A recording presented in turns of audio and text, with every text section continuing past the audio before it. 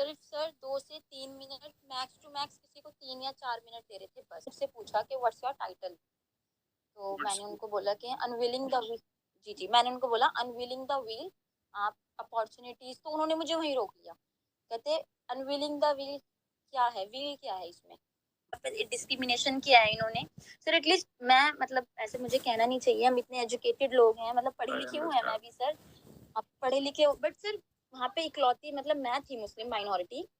और सर मैं जब एंट्री किया ना मैंने, और उन्होंने मेरा नाम लिया है सर, तो टीचर थी वहाँ पे, मुझे उनका नाम नहीं मालूम सर, उन्होंने इतना गंदा फेस बनाया है मुझे देख के, और दूसरी तरफ फेस कर लिया है। 2-3 सवाल मुझसे किए, वो उल्टे किए, आउट ऑफ द कंटेक्स्ट सवाल किए। Sir being a research scholar, उन्हें मुझसे मेरे रिसर्च के बारे में पूछना चाहिए ना, मेरे टॉपिक के बारे में पूछना चाहिए।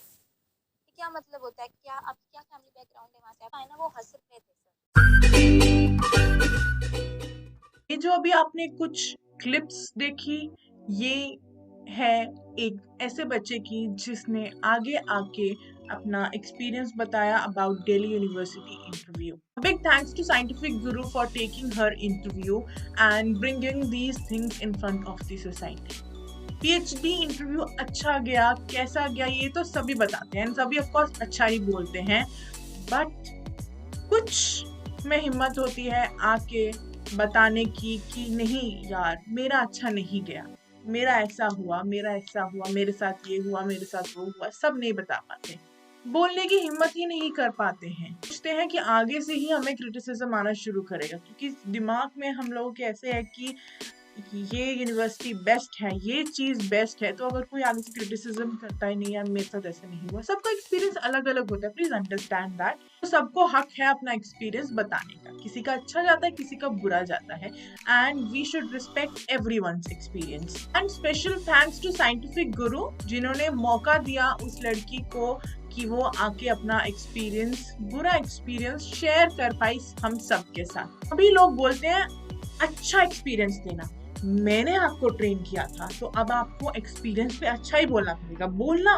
कि सर से मैंने ट्रेनिंग ली थी, बहुत अच्छा गया, सर से या मैम से मैंने ट्रेनिंग ली थी, मेरा बहुत अच्छा गया, मैम ने जो जो इंटरव्यू क्वेश्चन बताया था वही आए, सर बेस्ट है, आप लोग भी जा जाके उनसे ही ट्रेनिंग लीजिए, मैम बेस्ट हैं, आप उनसे ही जा जाके ट्रेनिंग लीजिए। देखिए ऐसा होता है, this is behind the scene, ऐसा बोला जाता है। सभी यूट्यूबर्स जितने भी कोचिंग देते हैं, ट्रेनिंग देते हैं, वो सब यही बोलते हैं करके आना, उसके बाद मैं आपका इंटरव्यू लूंगी एंड आप उसमें अच्छा अच्छा ही बोलना एंड यही बोलना कि हमने ट्रेन किया था इसीलिए अच्छा अच्छा हुआ, ये सब रियलिटी होती है। बट सर ने बहुत ही अच्छे तरीके से रियलिटी दिखाई, सो उसके लिए थैंक यू सर। हालांकि मेरा वीडियो बनाने का एजेंडा थोड़ा सा डिफरेंट है, I am going to train you how to deal with such situation, ताकि आप अपने इंटरव्यू के बाद इतना ज्यादा डिस्टर्ब ना हो जाए। मैं ये वीडियो चाहती तो इंटरव्यू के बाद भी बना सकती थी, आपको मोटिवेट करने के लिए कि चलो यार कुछ नहीं होता, सबके साथ होता है, लेकिन नहीं, मैं यहाँ आपको मोटिवेट करना नहीं चाहती, अभी मैं आपको प्रिपेयर करना चाहती हूँ। अगर पानी में कूदने से पहले ही हमें पता हो कि पानी कितना गहरा है, तो हम अपने आप को उसी तरीके से प्रिपेयर करके फिर पानी में कूदते हैं और फिर सरवाइव भी कर जाते हैं। उसी तरीके से दिल्ली यूनिवर्सिटी का इंटरव्यू मैंने ऑलरेडी शेयर कर रखा है कि ऐसे ऐसे होता है, ऐसे ऐसे, वो सब तो ठीक है। अब कुछ उन बच्चों की भी बात कर लेते हैं जिनका एक्सपीरियंस बुरा जाता है, आपका वैसा ना हो, क्या होता है, क्यों बुरा जाता है, कैसी सिचुएशन होती है, ऐसे डील कैसे करना है, how to prepare yourself mentally, आज हम उस बारे में बात करेंगे, ताकि अगर आपके पास ऐसी सिचुएशन आए तो आप उससे सही तरीके से डील कर पाए एंड इंटरव्यू से आने के बाद इतना ज्यादा आपको डिप्रेशन या इतना ज्यादा तकलीफ ना हो। स्पेशली उन बच्चों के लिए जो कि अलग अलग स्टेट से आते हैं सिर्फ और सिर्फ इंटरव्यू देने के लिए। ऐसे भी बच्चे होते हैं जो घर वालों से फाइट करके, लड़ाई करके, आर्ग्यू करके आते हैं सिर्फ और सिर्फ पीएचडी का इंटरव्यू देने के लिए कि नहीं मुझे दिल्ली यूनिवर्सिटी में ही लेना है। So in that case if you deal with such an experience, so it can be very difficult to overcome such mental pressure. एक बार समझते हैं कि जब एक कैंडिडेट पीएचडी इंटरव्यू देने जाता है तो उसके स्टेट ऑफ माइंड क्या होता है, क्या चल रहा होता है उसके मन में। यार मुझे तो बहुत डर लग रहा है, मैंने तो प्रिपेयर नहीं किया है, मैंने रिसर्च प्रपोजल बनाया तो है, ऑनेस्टली बनाया है, लेकिन मुझे पता ही नहीं है कि वो सही है या नहीं। I don't know whether it is worth it और नॉट। अगर मेरी इंग्लिश उनसे बेकार हो तो, उनकी इंग्लिश ज़्यादा अच्छी होगी, मेरी इंग्लिश इतनी अच्छी नहीं है यार, क्या करूंगी। वो तो बहुत बड़े बड़े रिसर्चर हैं, मैंने तो कुछ भी रिसर्च नहीं किया है। मेरे साथ के जो पार्टिसिपेंट्स हैं वो ही इतने सारे बड़े बड़े प्रोफेसर आए हैं यहाँ पीएचडी का एडमिशन लेने के लिए, और उन्होंने इतने सारे पेपर भी छाप रखे हैं यार, उन्होंने इतना सारा रिसर्च भी कर रखा है, मैंने तो कुछ भी नहीं कर रखा है। मुझे कौन ही देगा यार एडमिशन। पता नहीं यार, हो जाए बस भगवान की दया से, भगवान बस एडमिशन करा देना बस। हे भगवान, मैं तो इतनी लायक नहीं हूँ, लेकिन बस आप एडमिशन करा दो, मैं पक्का आपको प्रसाद चढ़ाऊंगी मैं बहुत सारा।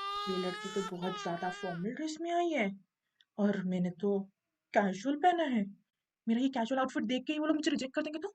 ओ भाई, इसका तो वर्क एक्सपीरियंस भी है, मेरा तो कोई एक्सपीरियंस भी नहीं है। अब मैं क्या करूँ? क्या उस लड़की की सिफारिश है यहाँ, प्रोफेसर को जानती है यहाँ पे? बस भाई, फिर तो उसका तो पक्का है, मेरे को कौन ही पूछेगा। क्या मेरा कलर थोड़ा डार्क है, और प्रेजेंटेबल दिखना होता है यार, मैं तो सुंदर नहीं दिख रही हूँ। ये सब कितने स्टाइल मार के आए, कितना अच्छा मेकअप किया है इन्होंने, इनकी ड्रेस, इनका हेयर स्टाइल कितना अच्छा है यार, और मेरे तो कुछ हेयर स्टाइल ही नहीं है यार। I am not looking presentable. मैंने ये रिसर्च गैप ढूंढा तो है, लेकिन क्या ये सही है? क्या ये मैंने एग्जैक्ट गैप ढूंढा है? यार बात भी करनी है और स्माइल भी मेंटेन रखना है। क्या मैं ये मेंटेन कर पाऊंगी? अगर स्माइल मेंटेन नहीं करी तो वो मुझे अच्छा नहीं लगेगा यार। 15 सीट और 300 लोगों को बुलाया है। होगा क्या मेरा इंटरव्यू? मेरा तो कोई चांस ही नहीं लग रहा है। अब समझते हैं कि टीचर्स की मेंटालिटी क्या होती है जब वो इंटरव्यू लेने जाते हैं।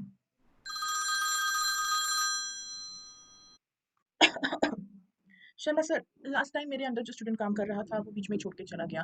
उसकी स्कॉलरशिप नहीं थी एंड ना ही उसका नेट जीआरएफ क्लियर था, तो वो बोलने लगा कि मैं 5 साल यहाँ पे कैसे ही बस पढ़ता रहूंगा, मेरे पेरेंट्स मुझे फोर्स कर रहे हैं कमाने के लिए। उसने ड्रॉप कर दिया। इस बार कोशिश करेंगे कि कोई ऐसा बच्चा है जिसे कोई फाइनेंशियली सपोर्ट हो। मेरे अंदर स्टूडेंट्स अगर इतना ज्यादा ड्रॉप करके जाएंगे तो मैं आगे कमिटी को क्या मुंह दिखाऊंगी? वो तो मुझसे ही क्वेश्चन करेंगे ना कि आपने क्यों बच्चे को मोटिवेट नहीं किया। अब मैं आगे कमिटी को जवाब दूंगी बच्चा क्यों छोड़ के जा रहा है, या मैं बच्चे की प्रॉब्लम समझूं? ये बच्चे बिना समझते नहीं है, सोचते हैं बस हमें पीएचडी में एडमिशन मिल जाए मिल जाए। इन्हें आगे 5 साल की क्या जर्नी है, क्या इनकी स्ट्रगल है, इनको समझ ही नहीं है उस चीज की। Without JRF, I don't think they should try. I think they should first try for clearing a JRF, have a financial support, and then opt for PhD. चलो कोई बात नहीं, अगर कोई बच्चा आ भी जाता है विदाउट JRF, तो हम इनडायरेक्टली उसे समझाने की कोशिश करेंगे कि उसे पहले नेट के लिए प्रिपेयर करना चाहिए। उसे समझाने की कोशिश करेंगे that he is not mentally strong enough to handle that pressure. और हाँ भाई, और और हाँ शर्मा सर, खाली बच्चे की बुकिश नॉलेज ही नहीं देखनी है, रिसर्च की नॉलेज भी देखना जरूरी है। लास्ट टाइम जो एक बच्चा आया था, 1 साल तो उसे समझने में लग गया था कि रिसर्च में करना क्या है, 1 साल तो पूरा टाइम उसी में वेस्ट हो गया। तो उसका भी टाइम वेस्ट, मेरा भी टाइम वेस्ट। बच्चे को रिसर्च की नॉलेज होनी चाहिए, इस बार हम ये सब चीज़ें का प्रायोरिटी रखेंगे।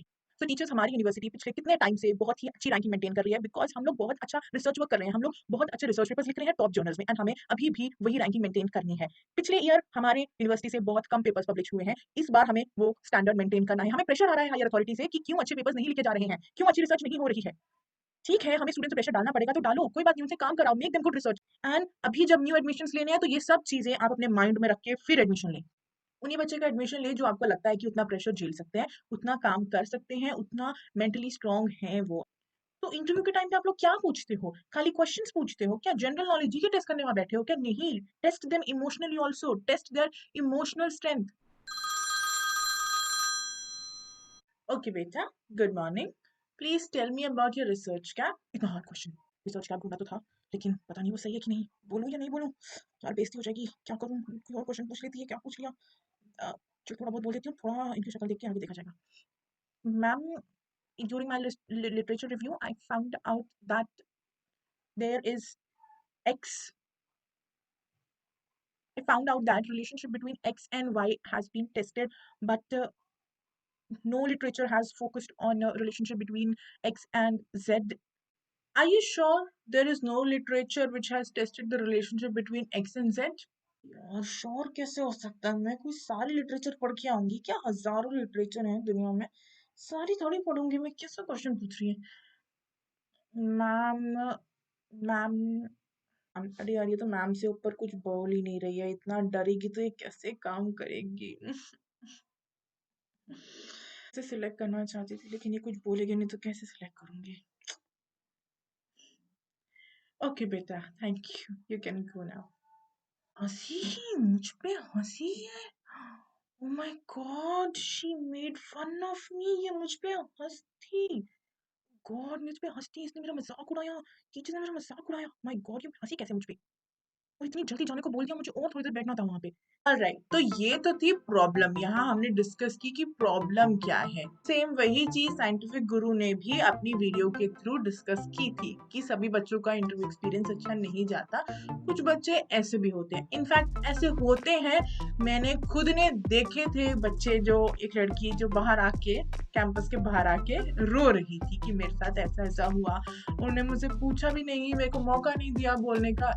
पता है उस टाइम पे हम लोग इतना ज्यादा मेंटली प्रेशर होता है ना, हमें समझ नहीं आता कि हमें मौका नहीं दिया जा रहा है या हम बोल नहीं रहे हैं। हम हमारे ऊपर इतना ज्यादा टेंशन होता है, इतना ज्यादा प्रेशर होता है कि हमें खुद कुछ नहीं पता होता। हम यहाँ बैठे हैं, हमारे चारों आर पार ऐसे इतने सारे लोग बैठे हैं जो हमें कॉन्स्टेंटली इस तरीके से हमें घूर रहे हैं, एंड आप अकेले हो, ऐसा लगता है कि सब हमें खा जाएंगे, ऐसे खाने को दौड़ रहे हैं, ऐसा सा फीलिंग आता है अंदर। तो उस टाइम पे हमें नहीं पता होता कि हमारी फॉल्ट है या उनकी फॉल्ट है या सिचुएशन ही ऐसी है। इस वीडियो के थ्रू मैं समझाने की कोशिश कर रही हूँ सभी को कि सभी का पॉइंट ऑफ व्यू डिफरेंट है। मैं चाहती हूँ कि बच्चे जो हैं अपने आप को मेंटली स्ट्रॉन्ग प्रिपेयर करके जाएं कि अंदर ऐसा भी होता है, अंदर ऐसा है। वहां आपके साथ कोई हाय बेटा, हेलो, हाउ आर यू, कहाँ से पढ़ाई किया आपने, ऐसा नहीं होने वाला है। वो लोग टीचर्स हैं, वो ऐसे ऐसे हंस के हा हा हा हा ऐसे आपको बेबी बेबी ऐसे करके बात नहीं करेंगे, ठीक है। वो लोग मेच्योर लोग हैं, आपसे जैसे मेच्योरिटी से ही बात की जाएगी। हाँ जी बताइए आपका ये क्या है। अब आपको लगेगा कि यार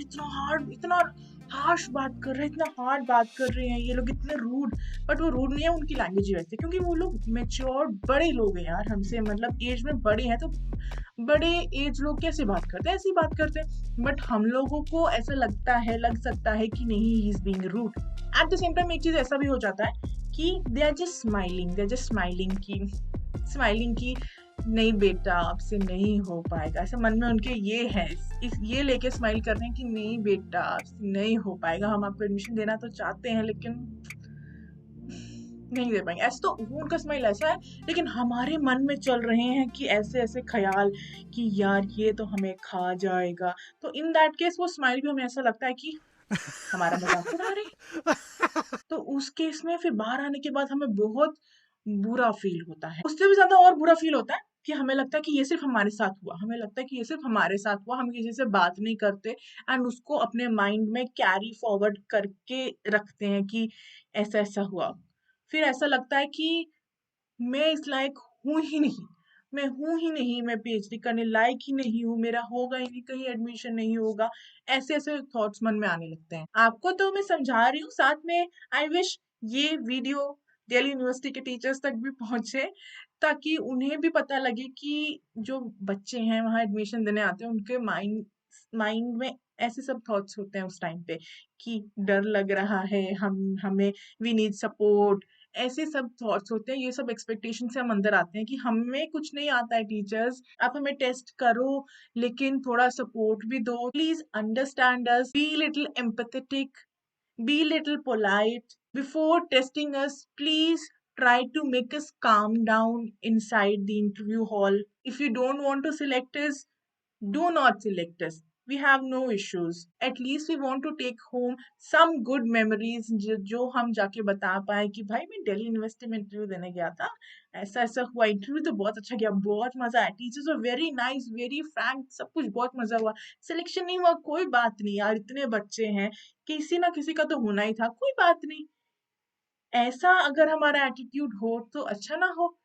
तो ये हम चाहते हैं हम अपने घर लेके जाएं, स्पेशली तब जब हम लोग किसी दूसरे स्टेट से आ रहे हैं आप लोगों से मिलने के लिए टीचर्स, तो हमें थोड़ा तो इज्जत दे दो। इसी से बात आई कि fear of interview. Next video आएगी how to deal with your fear of interview. तो वीडियो को सब्सक्राइब और लाइक जरूर करके रखना। एंड टीचर्स की जो स्माइल होगी, take it positively, they just smiling at you. बहुत से क्वेश्चन होंगे आपको नहीं आएंगे, दैट इज ओके। अगर आपको लगा कि मैं ही हूँ जिसको कुछ नहीं आता, मैं ही हूँ जिसकी इंसल्ट हुई, तो ऐसा बिल्कुल नहीं है। बहुत सारे बच्चे होने वाले हैं यार, बहुत सारे बच्चे होने वाले हैं जिनकी इंसल्ट होती है। तो एज अ स्टूडेंट कोई इंसल्ट नहीं है आपकी, सोचो कि स्टूडेंट की कोई इज्जत ही नहीं है। प्रॉब्लम ये है ना कि हम लोग बड़े हो चुके हैं, तो थोड़ा ईगो सा आ जाता है बच्चों में कि भाई मैं भी नेट जेआरएफ करके आया हूँ, मेरी भी कोई इज्जत है, एंड मेरे से कोई ऐसे कैसे बात कर जाए। तो ये ईगो छोड़ देना, स्पेशली जब तक एडमिशन नहीं हो जाता। कुछ बच्चे क्या करते हैं, स्ट्रेस में कुछ बोल नहीं पाते हैं, उन्हें समझ नहीं आता। कुछ बच्चे क्या करते हैं, स्ट्रेस में ज्यादा बोलते हैं एंड टीचर्स के साथ में क्लैश कर देते हैं, मतलब टीचर्स कुछ पूछ रहे हैं वो उल्टा जवाब देने लग जाते हैं। वो दिखा सोचते हैं कि हम अपना कॉन्फिडेंस दिखा रहे हैं, बट वो कॉन्फिडेंस के चक्कर में आप सब कुछ किए किराए पे पानी फेर रहे हो, वो भी नहीं करना। You have to go smooth, smooth, सब कुछ बैलेंस करके रखना है। कॉन्फिडेंस भी होना चाहिए, ओवर कॉन्फिडेंस नहीं जाना चाहिए वो, एंड डरना भी नहीं है कि कुछ बोल ही ना पाओ, जस्ट गो स्मूथ। आज के लिए बस इतना ही। अगर आपको वीडियो पसंद आई तो लाइक शेयर एंड सब्सक्राइब कीजिए, कमेंट सेक्शन में बताइए कैसा था। तो strictly no bad comments on my acting, okay.